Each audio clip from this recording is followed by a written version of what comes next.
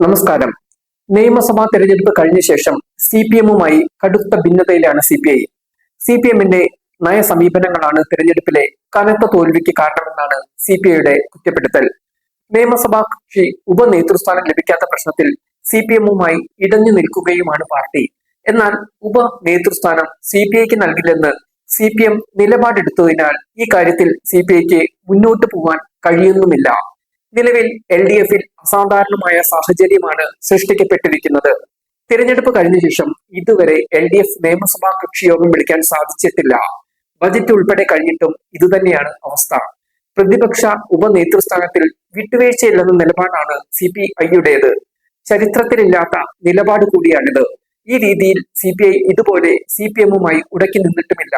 ഒരടി മുന്നോട്ട് രണ്ടടി പിന്നോട്ട് എന്ന നിലപാടാണ് CPI സ്വീകരിക്കാറുള്ളത്.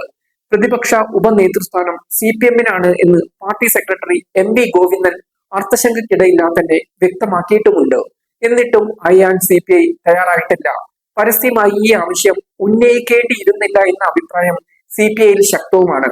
പാർട്ടി സെക്രട്ടറി ബിനോയ് വിശ്വമാണ് ഈ ആവശ്യം പരസ്യമായി ഉന്നയിച്ചത്.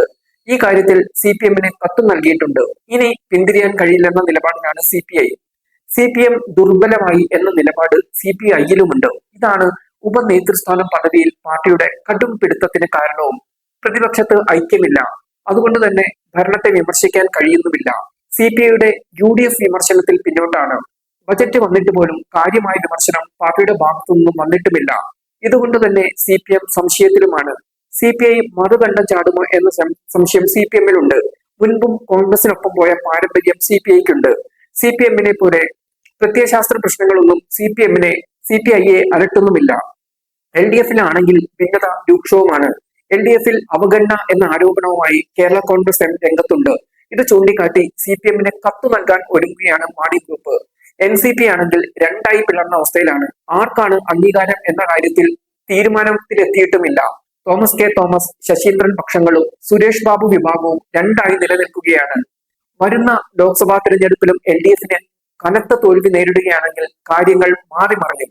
CPI മറുകണ്ഠം ചാടാൻ സാധ്യതകൾ ഏറെയാണ്.